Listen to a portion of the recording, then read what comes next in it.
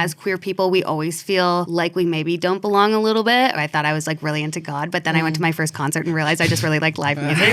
You look to someone like Taylor Swift. She has such a wide fan base of like queer people. Oh, she's queer baiting. And you're mad about it? Like, sorry. Are we gatekeeping queerness a little bit too much? We have to deal with watching straight people constantly. Disgusting. Thanks, mommy. I mean, Shannon. I mean, mommy. I mean, Shannon.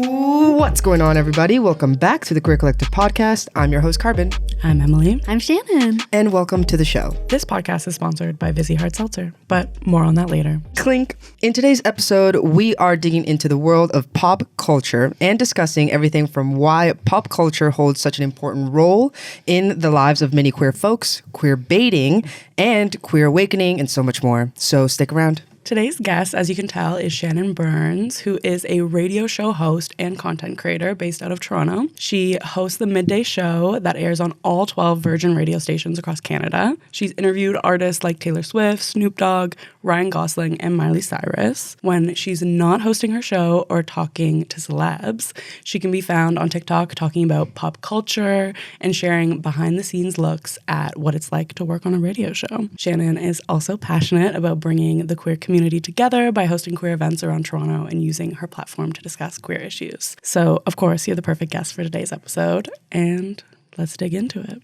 Yeah, let's do it. Thanks for having me, guys. Of course. Shannon, you're so well researched with all of your celebrity interviews, and we talked a little bit about this before we started recording, but I really want to expand on that conversation from before. When did your fascination with pop culture begin? Can you tell us a bit about that? Yeah, I think it started from like a really young age, probably as far back as I can remember. I grew up in a religious community, so pop culture wasn't really a thing that was talked about or something that my siblings were really into or anything, but I was just somehow very fascinated with it. I grew up watching Oprah every day after school, so she always like had celebrities on and stuff like that. So I would just always get so fascinated with like the celebrities she would have on her talk show, or if I watched a movie and Leonardo DiCaprio was in it and then he was in another movie, I like thought that was so fun and I wanted to like make all those connections and things like that. But when it comes to like Oprah, I always was fascinated with the fact that she would always ask the questions of like what I was wanting to know. And I was like, how does she do that? That's crazy. So I think that really just kicked it off. And then from there, it just became like kind of an obsession. I ended up finding a college course for broadcasting and I was like, oh, this is perfect. This is like how I can put that skill to work kind of. And then it all kind of just worked out. Like I've been in radio now for the last 10 years and I talk about pop culture on the radio. I work in pop radio and I get to interview a lot of the actors and singers that I admire and ask them all the questions that I want to know. So it's really fun. What's your favorite part about working in radio? I like that every day is different and it also forces me to be creative. So every day I host a 5-hour radio show. So we play songs, but it's just me in the studio by myself. And my whole job is to come up with what I'm talking about in between the songs. So I just have to force myself to be creative every day, try to have fun and be entertaining. And I always think like the more fun that I'm having at work that day, the better job I'm doing. So having that as a challenge every day is amazing. I get to just like show up for work. I can't believe that I've like gotten away with doing this as a job since college. I'll be screwed if I ever lose it because I'm like, I only know how to talk into a microphone and that's it. And I get to like make TikToks at work. So I just get to research celebrities and like be in my office like shooting TikToks and then get a paycheck for it. It's sick. Yeah. So let's really get into the meat and potatoes. Sure. We're going to chat about pop culture's grip on the queer community. So our first question is, from your perspective, why do you think it might be that pop culture seems to have such a grip on the queer community? I think there's a few different reasons as to why this is. I think a lot of it has to do with the fact that, especially in the past, and it still happens now, there's really a sense of loneliness that comes with being queer. For a lot of us, I don't know your personal experiences, but for myself, when I realized I was queer, I was like, I don't know anyone else that is. I don't know. I just felt really lonely and really alone.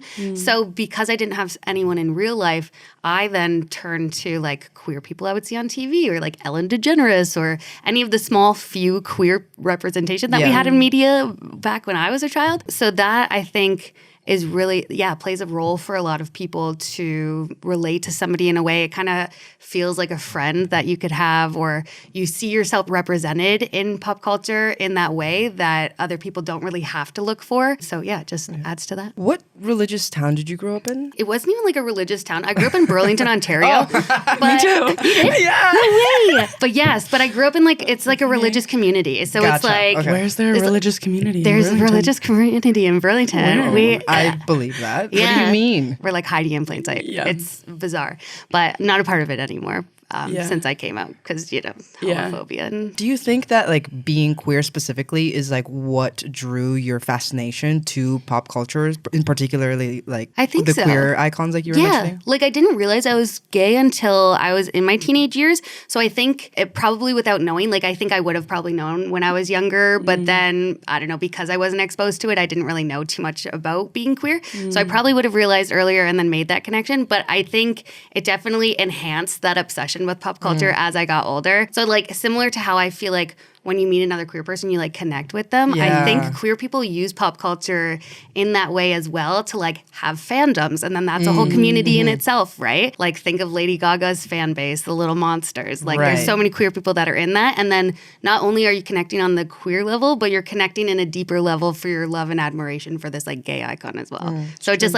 adds to that. And then it kind of creates that chosen family aspect that we all are seeking that we might not be getting at home. What do you think is the most valuable aspect of fandoms and queer pop culture in general? I think it's that sense of belonging. I think it goes back to that. I think it's finding someone that's like you. And I think as queer people, we always feel like we maybe don't belong a little bit, or we feel a little bit like an outcast. So if you can find somebody that you relate to, then I think you feel more like yourself, or somebody that gives you permission to be yourself. I mentioned Lady Gaga. Yeah. I remember when I was coming out, the first couple people that I came out to, wasn't a good experience. So I was feeling really shameful and I felt a lot of guilt. But it was around the same time that Lady Gaga came out with Born This Way. Yeah. And then that song's released and I hear it on the radio and I have such a vivid memory of driving in my car, listening to that song. And she really pushes home that affirmations. message that oh, it's okay to be who you are.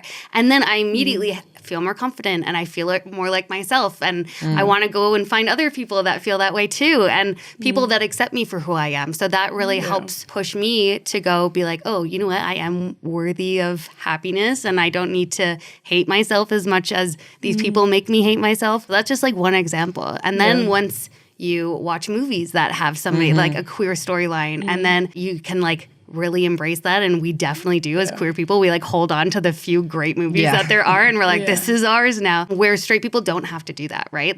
It's everywhere. Straight people are shoved in our faces constantly. We don't have to look for it, but for queer people, we do. So I think it's that much more special for us because there's just not a lot of it, or there wasn't at least. Luckily, there's so much more now. Not enough, in my opinion. We need way more queer representation in media, but I think that also adds to how we make it kind of a community and make it that much more special. Yeah, it's interesting even just biologically, physiologically, and psychology-wise. What words are you I'm throwing going to at me? toss all three out there and hope for the best Genius. that it's one of them. Big high HQ over here. I checked out some kind of research where it was saying that because music and singing together was one of the first forms of human connection, it's actually rooted in our physiology. Listen, one of them, y'all. from before. Insert word here. I have a mic, believe me.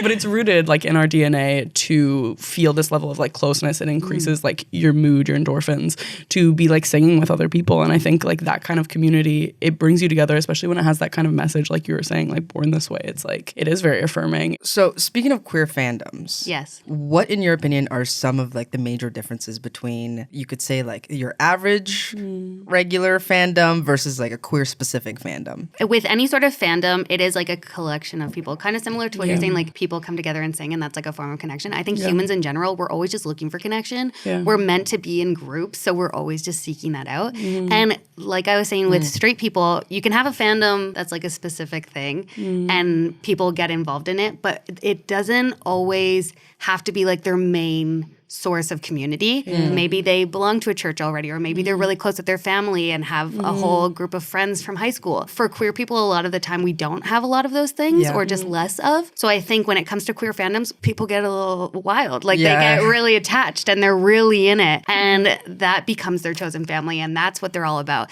Like I have so many queer friends who like make being queer like their whole identity. And I love it because I'm like, this is who you are. This is a group that you belong to. And you are so passionate about it. And through that, things like this come about where you like have a queer podcast. So I think it's just a lot more intense, but in the best way possible. I think it really helps bring people together. Tying it to the struggle piece is interesting because one part that I forgot about that fact I brought up is really they were tying it to the use of like gospel music in Black churches. Oh, now I know where you're coming from. Yeah, and how that like really supports through struggle, but how it's actually rooted in science though. Oh, wow. And I think it kind of shows sort of this difference with the queer community where it's like we've been ostracized from a lot of churches, so that's not really our space, but pop culture potentially is, especially when it's like still tied into music. It's like interesting. Oh, that is interesting. It's like our gospel. Yeah, it's because we like are not welcome in the church, so then we like find it in other places. Finding your own I saw spaces. a TikTok one time that said like, oh, I went to church as a kid and like was overcome with the music, so I thought I was like really into God, but then I went to my first concert and realized I just really like live music. Like it's kind of like that, but that makes a lot of sense. Where you just like go to a concert and then can have that experience and feel those emotions that come with live music that isn't in a church. I feel like that's why queers love karaoke. We just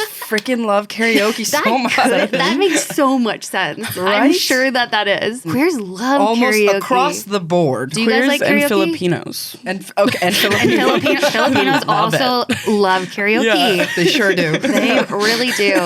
Yeah, do you guys like karaoke? Okay, listen, no, but I only hate it because I can't sing for shit. That's not the point of karaoke. The point is that you suck. But when you go with people who are really good at it, though, you're like, I'm going to sit down. I want a room full of people who suck. Yeah, I want like I like the private rooms with your friends. I don't want to bother anyone else. Drink alcohol and just like sing at the top of your lungs. Yeah, maybe I'll give it a shot. And try it again. To be fair, I've never been. You've never been? I've never been. You have to try. There is no even trying it the first time, so I got to do that. On the theory, we've kind of all been establishing that pop culture is kind of like our church.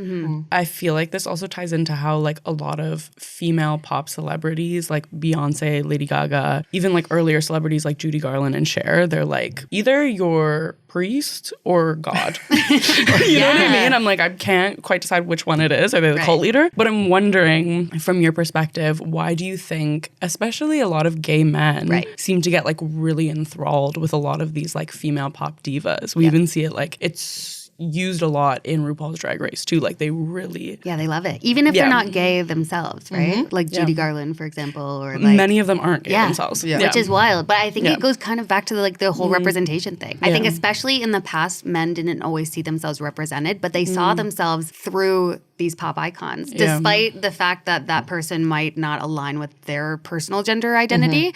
They see somebody being completely authentically themselves and being the best versions of themselves and being out and proud and all of those things and loud when they are hiding and they're not able to be themselves and they have to put on a front every day when they walk out their door. So I think this is a way for them specifically, can't speak for gay men as I'm a flaming lesbian. But I think it just gives them that permission to be themselves. Do you think that on the lesbian side, we fangirl and rally behind certain people in the same way and with the same energy that gay men do? I don't think to the level that gay men are just always doing the most. They sure are. And we are doing like a little bit more down here. I don't know why that is specifically. And then for us too, it's also women. Like it's wild to think that we would like rally around men, queer men, in the same way that men we don't go for right. It's always like so different. With lesbians, it's almost like the same way. Oh, I don't want to say this the same way that straight men do it for like some like hot icons. Girl. Yeah, it's we do it for like the hot lesbian or bisexual icons. For the lesbian that we like want to sleep with. Like it is.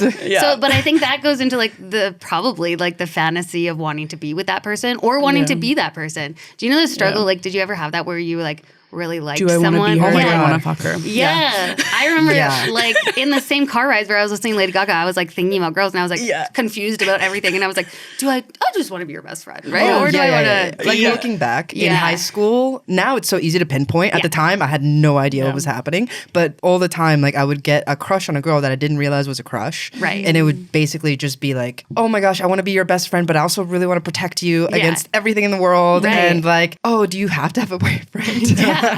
Totally. And I Like- felt that way about celebrities too, where I was like, why am I so obsessed with watching like every movie, Angelina Jolie movie that's Yeah. out Yeah. there and just like stare at her more than her like love interest.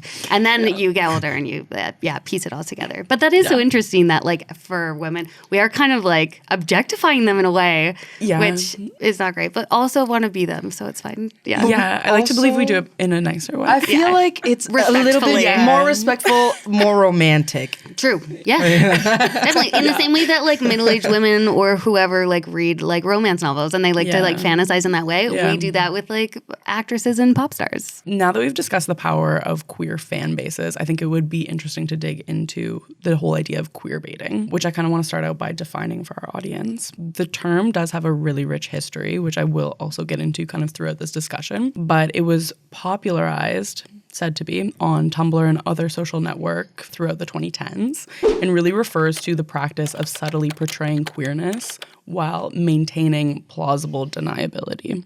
I love that word, plausible deniability. To start this conversation off, I wanted to know kind of your raw take before we get the greater context. In terms of queer baiting, do you think good, bad? Are there any nuances? What are your thoughts? I remember when I first learned about queer baiting, I thought my first thoughts were like, okay, well, somebody shouldn't take advantage of pretending to be queer in order to pursue or advance their career or their image or use it for their advantage, especially because this is something that is a struggle for a lot of people. But then when you do think about it in more depth, you're really relying on somebody to be open and honest about their sexuality in order to prove that they're not. So you put a lot of people on the spot. And I think about like a specific Billie Eilish music video where she's like having like slumber party vibes with her friends.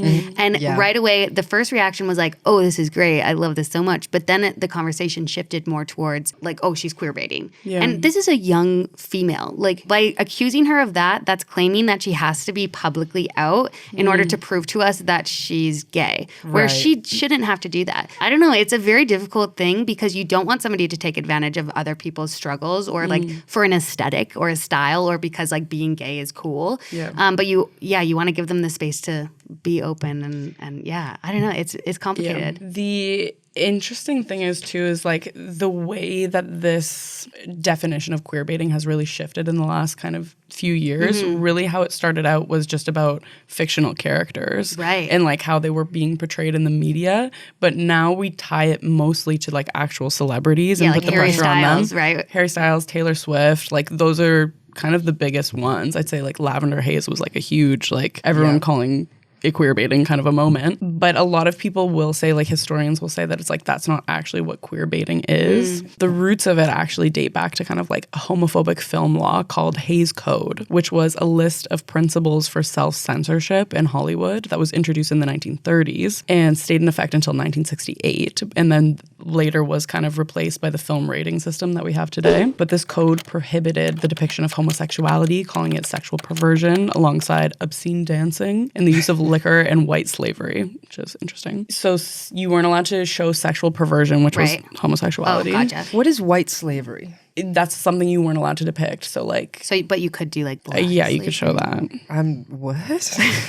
Racism and homophobia. 1930s? Yes, the 1930s. Despite this law, filmmakers found sneaky ways to still allude to queerness in film, and this is kind of where the queer baiting came in because it was your only way to do it. So it was kind of a legally. good thing, right? Initially, I think it would start out as a good thing because you're still giving this representation.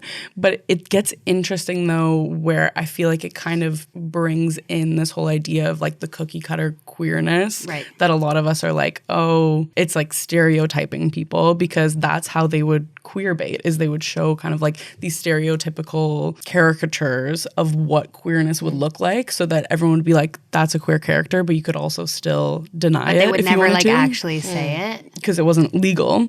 But now, even though we don't have these laws in place anymore, Hollywood still does it. Like, we look at Disney movies, for example, like that is one of the biggest examples of queer baiting. I'm pretty sure it was the movie Luca I found. yeah. Did you watch that Yep. one about the mermaid boys? It was like, it felt so gay, but also so much plausible deniability, because that's just like what Disney does with their villains and everything like that. Do you think that that's a negative thing because they're like almost not brave enough to just outrightly be like, oh, they have romantic feelings for each other?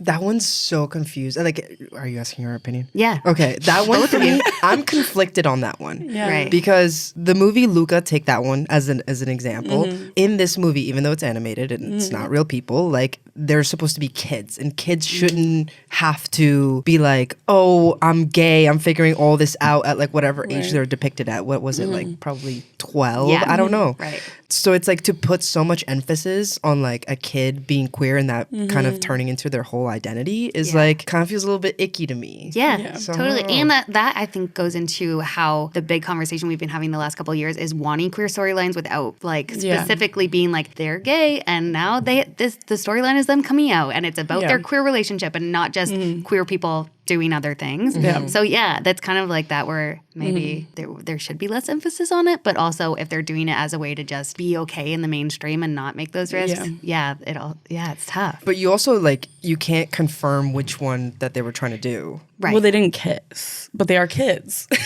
Yeah, I don't know. I think Disney's a hard one because, it's like, it's a kid's movie. Should there be any sexualization in it, whether it's heterosexual or not? But you'll see, like, Disney princesses, for example, falling in love with the prince very explicitly and, like, That's kissing. so true. And the whole premise of the movie is to like Is about for them love. to end up together.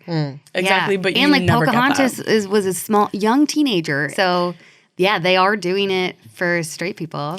And, like, that sexualization is okay. But then if it were to be on the other side, say they share, like, Luca and the other boy, they share, like, a little kiss or something, even if it was a peck, like, people would have freaked out about it and Oh say, my like, goodness. this crazy sexualization when you can show so many other films that are kids' films where there is that exact same level. Right. There was like a Disney movie, I forget which one it was, like Incredibles 2 or something, where there was like lesbians holding hands in just like the background of 2 seconds of a shot. And that caused such an uproar. my So I can only God. imagine if like Luca actually went for it and did Yeah. that would be crazy. But to your point about old movies and how they would like stereotype them and stuff, there are some older movies too that will kind of sneakily do it in a romantic sense. Yeah. So because they weren't allowed to actually have queer films, but there were directors and a lot of producers and writers that were queer, so they would kind of make it seem like, oh, they're best friends, but then it gave that movie to queer people to watch and really like treat it as if it was queer. Like Rebel for a Cause is a movie with like James Dean back in the day,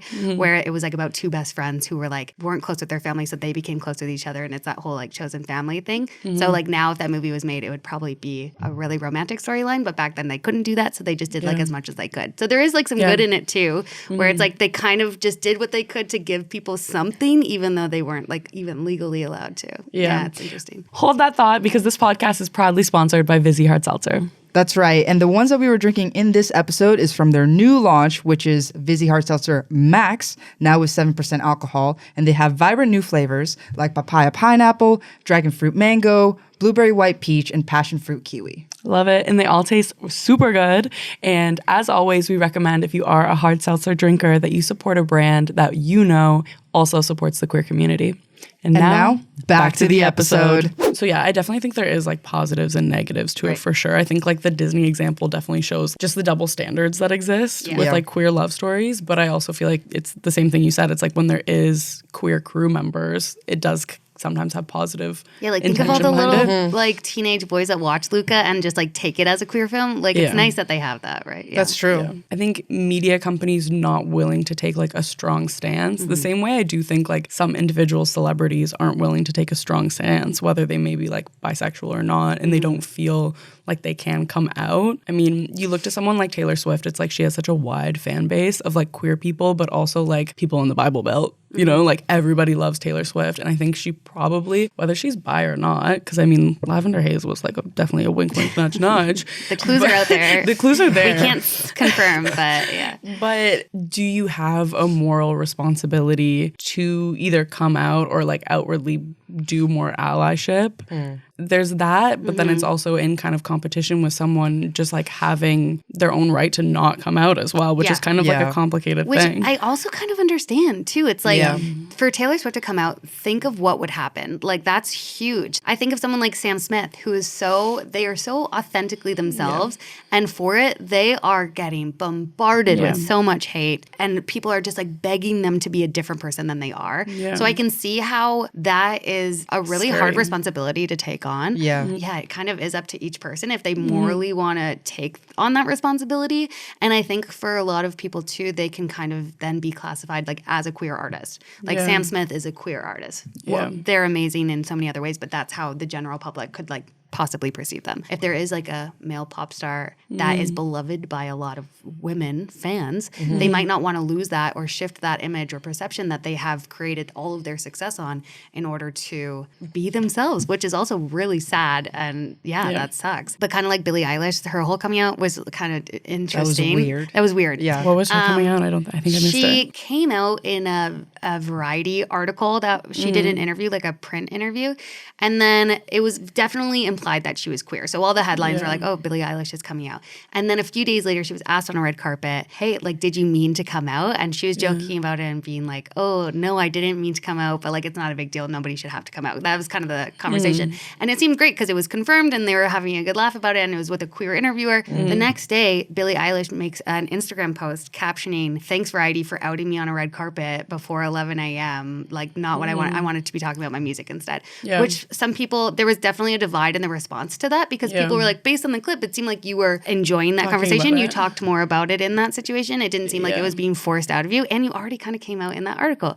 So she did confirm it. But so now the conversation kind of shifted more on that debate. Well, it reminds me, I don't know if you heard of that Kit Connor situation. Heartstopper on Netflix. It's like a very gay series. And he's only around like 18 years old. He might be 19 now. But like when this happened, he faced a lot of pressure to come out. He's one of like, he depicts like a bisexual in the TV show. And a lot of people online were pressuring him to be like, are you queer? Because a lot of his other co-stars came out and like were speaking about it. And he's playing a queer role in that whole conversation, right? Like whether straight people should, Yeah, so it was like a lot of people were like, should a straight person be taking up space and like actually playing a queer role? And that was one of the questions. But then a lot of people are like, are you queer baiting? Are you doing this? Are you that? And a lot of people got mad when they saw a photo of him holding hands with like a female co-star. Overall, it's interesting. He got kind of upset online and was like speaking a lot about how there shouldn't be pressure for anybody to come out. Right. And especially like someone who's only 18 years old. It's like, it kind of does show both sides to you. It's like, I felt both for sure. Like I've looked at people like Harry Styles where I'm like, what's going on here? Like if you are straight, I think I'm a firm believer that anyone in general should be able to like dress, act, right? be whoever they want to be. Yeah. I think like in terms of allyship, even just like if he is a straight man, dressing like that is like a fair thing to do. I want anyone to be able to dress however they want to dress. Right. And he's always holding like pride flags too. So I'm like, there's like allyship there. Oh, totally. Like I'm sure he's changed the mind of fans that maybe didn't otherwise think that way. But the Kit thing is interesting because he was kind of forced to come out, which he shouldn't have had to do. Sometimes I do feel like certain straight people shouldn't be playing queer roles because more queer people should be getting those roles. But then I never want to also tell somebody like, well, tell me who you're sleeping with before you can get hired for this role, you know? Right. So it goes back into that. Yeah, it is complicated. But then when it comes to like trans roles, I'm like, trans people only. Like never play a trans person if you're not trans yourself. Yeah. So do we think after all of the information I've provided, do we think that individuals can queer bait in our own personal opinion, or do we think that it's something reserved for media companies? Because I do think definitions can change and evolve. It is a hard one because like it also is like, what's the intention? That's like impossible to prove. Yeah. Going back to like Harry Styles, like they could just be like feminine, flamboyant, straight guy. Like that could be totally we shouldn't it. force them to be different because that's what we're trying to fight against. And like I don't want him to think he has to behave a certain way. We aren't trying to like go back to like, well, then prove it, display some toxic masculinity to prove that you're a straight dude. Like that's not what we want. Are we gatekeeping queerness a little bit too much? That's another question. Like I think it's because we're so protective over it too. Yeah. It's like the things that people hated us for so long are now like an aesthetic. So then now we're like, well, you can't do that. That's like a sacred our club. thing. But you're right. We should never tell someone to not be who they are. If you're dressing a certain way, it's like, oh, you can't dress that way because you're not queer, because you are not that. That seems like a little bit shitty to do. Yeah. I mean, it's like and what straight people try to do, and we don't want that. Yeah. And it's fair because like it's confusing for us as well, but like it's also none of our business, I think. Yeah. Rather than it being queer baiting, is it like appropriating queer culture, especially when you're using things that are typically queer coded or like symbols that we use to tell other people that we're queer? It's like, I think sometimes that can be a little bit frustrating. Like if you're seeing somebody wearing a carabiner, I don't know, holding a tote bag, like all of these things, it's like they are regular everyday things. Like they're meant to be things Or if they're that taking keep up you queer spaces. What are your opinions on it? The queer bars drama. Yeah. Yeah, get out. Like that's our space, and you're mad about it. Like, sorry, go to a straight bar. Yeah. If you're like so upset.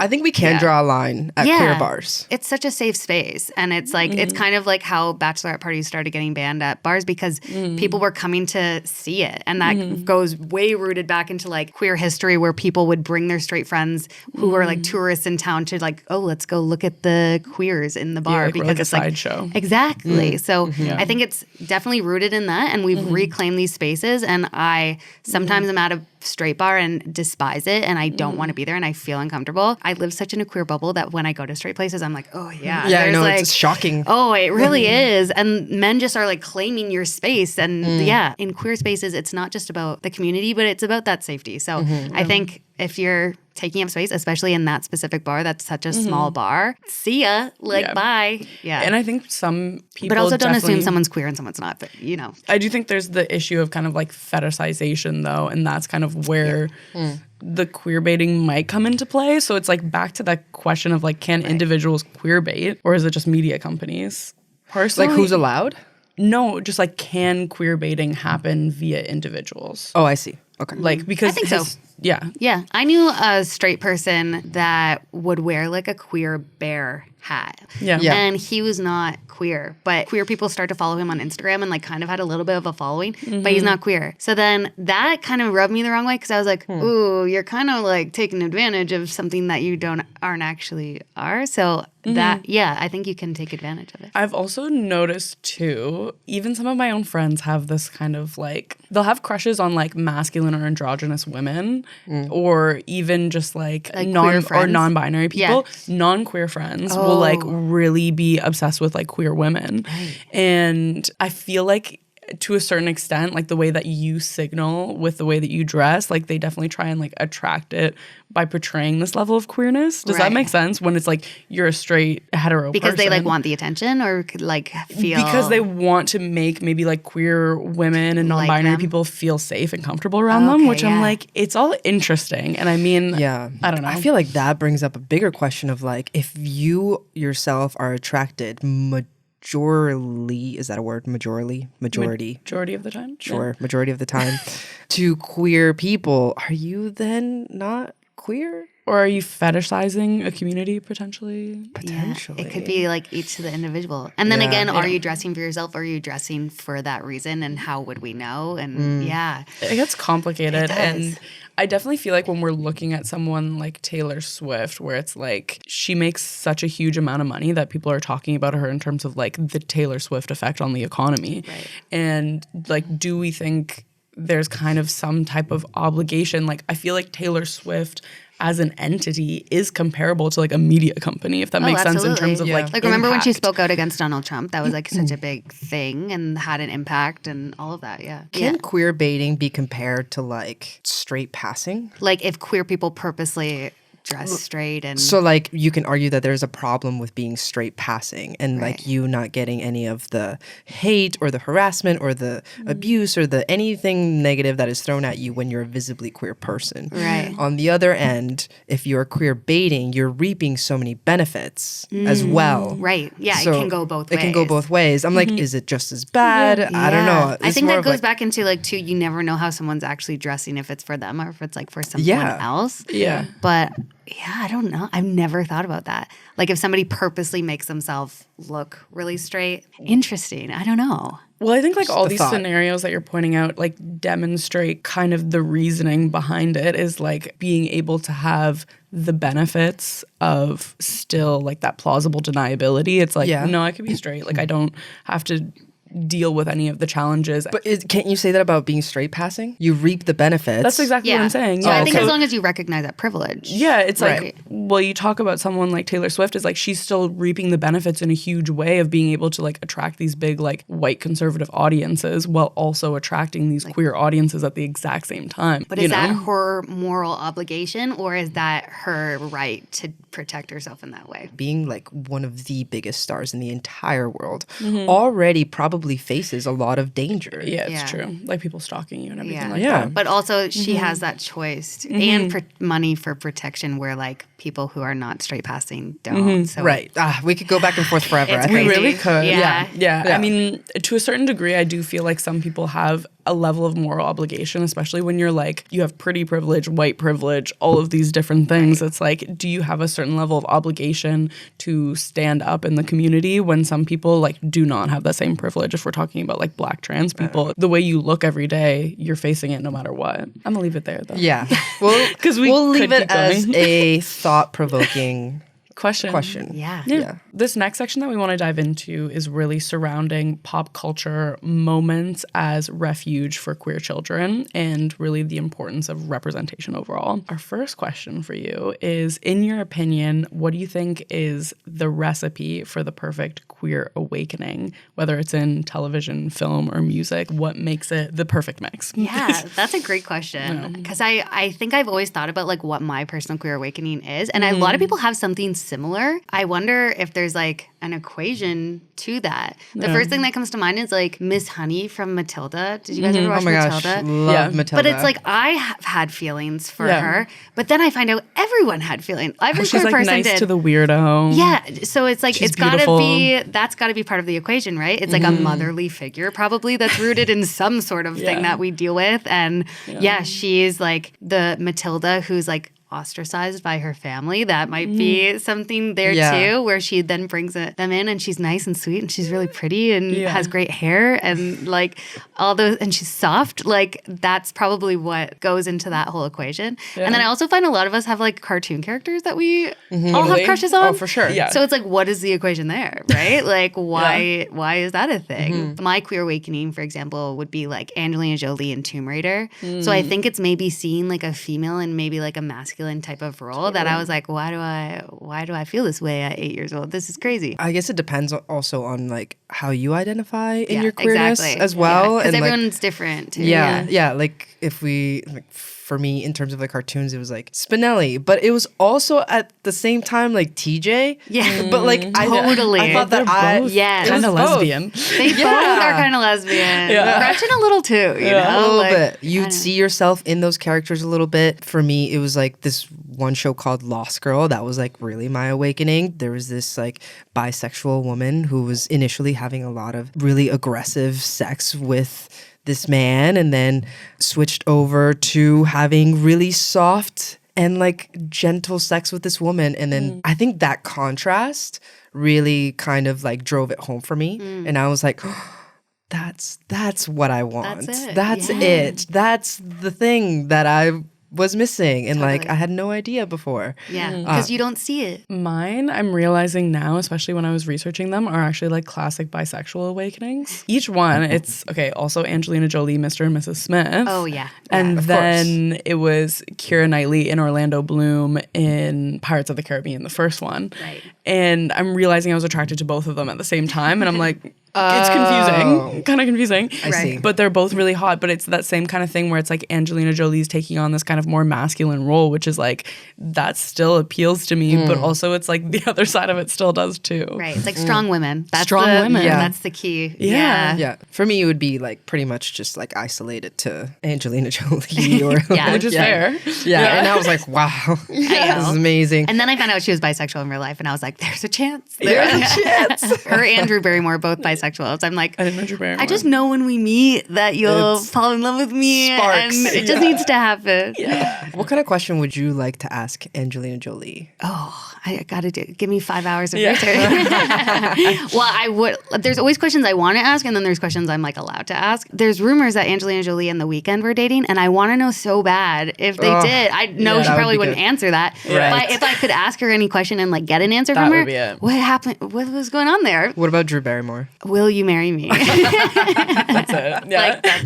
Yeah. You Hey. get into polyamory for that now. Oh, when my fiance would be like, sure. That's She's probably joining my us. one. Yeah. Digging into our next question, I'm wondering if you think that pop culture in general creates more favorable attitudes towards the queer community and thus increases social acceptance for queer youth. Totally. I think one of the reasons that I just love movies and queer storylines so much is that I think it really educates people and it's exposure. And a lot of people who are homophobic just like haven't met a gay person. They just like have all these ideas in their head and they don't actually know what it's like to be friends with somebody like that. So the more that you can watch it and be exposed to it and just learn about it in general, more of that like fear that they have or that lack of education can be filled by being taught about something and just seeing it. And seeing it in a positive light, too. Yeah, totally. Like Brokeback Mountain, remember when that came out? There were there was a lot of jokes around that coming out, but I think it really opened a lot of people's eyes because it was such a popular movie. So a lot of people watched that maybe didn't. So I think that really helped push the conversation and push the message. And I also like it when people like sneak it in. Like Nick Offerman played a queer role in the show The Last of Us. And people,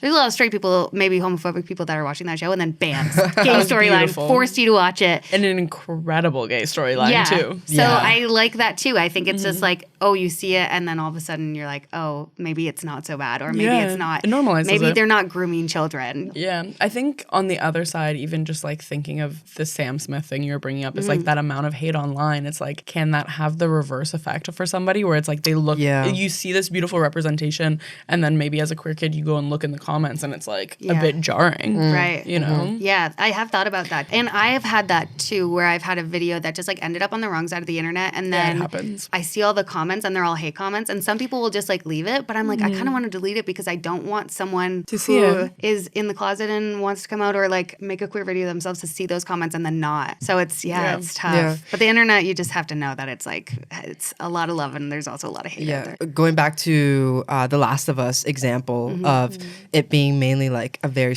you could say, straight passing show. Yeah. And then boom, you get hit with this incredible gay story. Yeah. What do you think about people who see it and then are still like, oh, that made me super uncomfortable? It's Suck like, it up. Yeah. We have to deal with watching straight people constantly. Disgusting.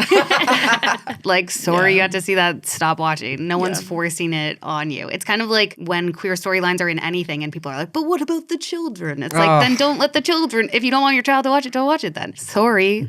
I think it's like exposure effect too, is like the more that you see something, the more normalized it it's not becomes. so shocking. Yeah. But people are going to have that reaction in the beginning. Yeah. And I've had that conversation with like homophobic people that I know where they'll be like, well, why do queer people always feel like they have to show it off? I just feel like they're always like shoving it in our faces. Or like, it's like, or like a photo of my girlfriend and I kissing on God. Instagram. I'm like, the only reason that you think that we're shoving it in your face is because you're so shocked by it. Yeah. But Never see it, we're doing the exact same thing that straight people are doing. When you see that photo on Instagram, you're not shocked by that. Yeah. You just scroll on. What we're doing in terms of like media and like showing, quote unquote, shoving it in your face is like straightness has been shoved in our face so much. And it's the same. Tenfold. Yeah, it's crazy. Like I announced my engagement on the radio and a woman emailed me and was like, I am fully supportive and congratulations, but I just don't want to hear about that on the radio during daytime hours because I don't want my children to have to hear about it. Although I do see it as equal. I'm like, you definitely don't see it as equal. And you're not fully supportive. Yeah, and like don't say congratulations, but then tell me to shut up. Like it's so silly. It's crazy that people can, I don't know, see it as such a taboo thing where I'm like, we're just doing the same thing. Have you ever replied to somebody with like, well, just, you can be straight, but just don't shove it in my face? Yeah, literally. I want you all the time. Just don't bring it in my house. What do you think needs to happen in the evolution of pop culture for it to be a more inclusive, safe space for the queer community? That's a really good question. And for queer celebrities too, I think is a good part. I think it's kind of surprising that queer people, similar to straight people, always want to put someone in a box and always want to give them a label. Kind of going back to like what we were talking about with queer baiting, where we're like, well, you're either gay and playing a gay character or you're wrong. And I think queer people get hung up on that because we want to see ourselves represented and we don't want people to take advantage of us and all of the things that we talked about today. So I think what needs to happen is everyone just needs to like chill a little bit, right? It kind of goes into like the whole, let's reach a point where we don't even have to come out anymore. Let's all just like be who we are. And I think once we all just naturally are unapologetically ourselves and don't have to explain ourselves as much, then we can all just live more at peace in the queer and straight world. But obviously these conversations do need to happen when people take advantage of queer spaces and all of that. But I think when it comes to like labels and boxes and all of that, let's just like be who we are and be ourselves. And it's easier said than done because there still is like a lot of people who don't support us. So we do have to stand up for ourselves and all that. But I do just hope in general we get to a point where, like things can be queer and world not, peace. And world peace. You're Miss America. Thank you. That's what I'd like. I mean, for my own personal enjoyment, I want to get to the point where somebody has to come out to me as straight. That would be fun. That's exactly it. Yeah. I love when people do. Sometimes I just assume, like I was hanging out with a group of people. I was in LA last week and I was like, so I don't know. I asked somebody something about being gay and then they had to correct me and be like, oh no, unfortunately I'm straight. I love the unfortunately. Unfortunate. Correct. It's the best. I love it. I'm like, that is unfortunate. And then they had to come out to me as straight and I was like, oh, I love that. That's so fun. Sorry for you, but yeah, cool. What do you love to see? I would really love to see more companies, more celebrities just making representation that is like outwardly and explicitly queer. I want to see Disney movies where they kiss. Just more representation in media. We need more of it. It's still not enough. I'm still watching the old movies that I was watching that like are not that good. Yeah. Do we make a media company that just like redoes all of these? Okay. Yes, like In a queer that's way? what I want. Or like movies that should have been queer, but then like weren't fully. Like the movie The Color Purple, won't the admit it. original one, it's gay, but they didn't include anything that was gay. But then they remade it, and then they added back in all the gay stuff. So I'm like, let's do that with Fried Green Tomatoes. Let's That's do what I that want. with like all of the movies that should be gay and aren't. Yes. Last thing to add to that is just high quality queer content. Yeah. I thought you were gonna say porn. Oh my God. High quality Gay porn. Yeah. Queer representation matters in all fronts. right? Everywhere. All I want to types of see media. actual lesbians portraying lesbians in porn. Okay, honestly, yes. But I mean, also like queer specific shows don't get a ton of funding and they end up being like lower quality. Right. In And terms then of- they get canceled. Yeah, Like League of Their whether it Own be the and script, L Word. Yeah. League of Their Own was incredible. So like good. I actually really love that. I don't understand how it got canceled, but we just need more like funding for high quality queer content. More like, funding for the arts. yeah, Queer more arts. funding for the arts, like and investing in that because like it can be so good and like up to par with you know your typical straight content. And it's not like the demand isn't there. yeah, you it's know? there. And when it's high enough quality, it's not just going to be the queer Yeah. women or whatever It's gonna that be are everybody. watching it. Yeah, Yeah. totally. Allies. I think that shows the need for like these people who are in like really high up positions though. It shows the need for the things to change and it kind of like you saw it even just with representation with women too with the Barbie movie as well. Even though it was like one of the biggest box office hits, I don't know if the industry even still learned that lesson that it's like Yeah, because did you see that thing about how there's like 20 game like and toy movies that Yeah. are coming out, but we were Yeah. like, no, it's about like, that women. wasn't the point. Yeah, that it's- wasn't why. It's not because it's a toy. It's because it's a lady. Yeah, it's like you missed the whole entire point. Yeah. But then you see like Margot Robbie, for example, like making her own company and like specifically funding all of these like women-led films, and it's like that's what you need to happen. Hire more queer people in general. Yeah. That's- Yeah. So thank you so much, Shannon, for joining us on the podcast. It was so lovely to have you. Oh, where can people find you? Yeah, you can follow me on TikTok, Instagram, wherever at It's Shannon Burns. Perfect. Yeah. Go follow them. Thank you so much for watching. And if you like the video, make sure to leave a like and subscribe. And if you're listening on your favorite podcast app, make sure to leave us a 5-star review because it really does help the podcast out. That's everything that we have for you today. And until next time, peace. I nailed it.